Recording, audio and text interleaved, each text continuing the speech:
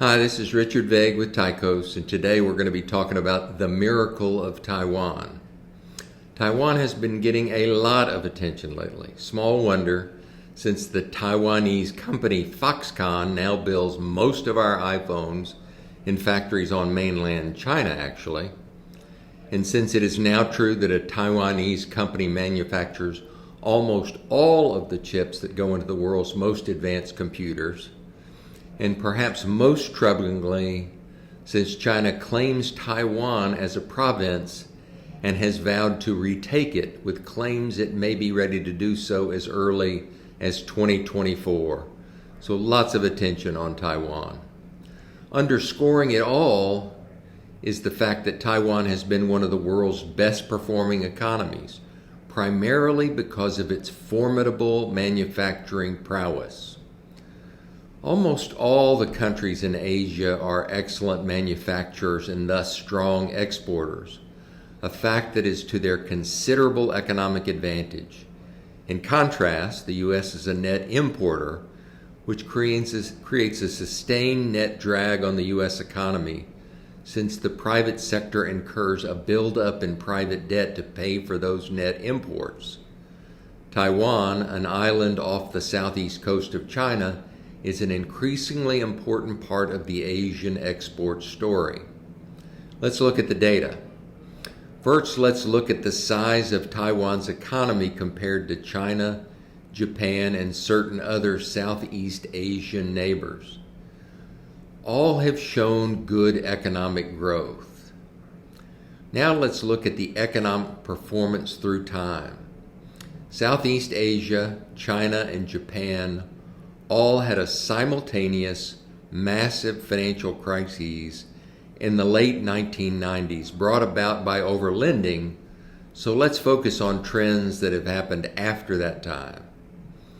You can see here that in terms of increased per capita income, South Korea and Taiwan have performed far better than any of the others in this group, as their citizens have seen the best growth in their relative incomes. Strong exports have been part of this economic success story, with Taiwan's net exports the strongest of all within this group, reaching a whopping 15% of GDP. Bear in mind, for perspective, that the U.S.'s is negative 4%. One of the key benefits of a trade surplus is that an economy can grow without relying on domestic private debt growth, because without net exports, a given country's economic growth comes primarily from its own business and household debt growth.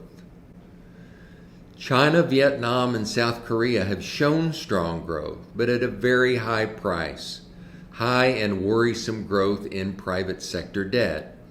China, whose private debt equivalent has grown from 157% of GDP to 213% of GDP just since 2012, has already started to see the consequences of that growth in the form of the recent financial catastrophes at Evergrande and Country Garden as just two examples.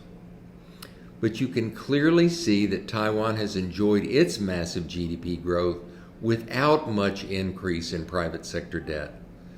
Let's look again at Taiwan and South Korea, which we saw a moment ago were the two countries showing the best increases in per capita income. The big difference is South Korea has achieved this with private debt growth from 173% to 219% of GDP, a troublingly high level, while Taiwan's has grown only modestly from 140% to 151% of GDP because of its extraordinary net export performance. How has Taiwan achieved this large export advantage? A big part of this comes from the fact that all of the chips that go into the world's most advanced computers are made by a single company, the Taiwan Semiconductor Manufacturing Company, or TSMC. These are chips of 10 nanometers and smaller.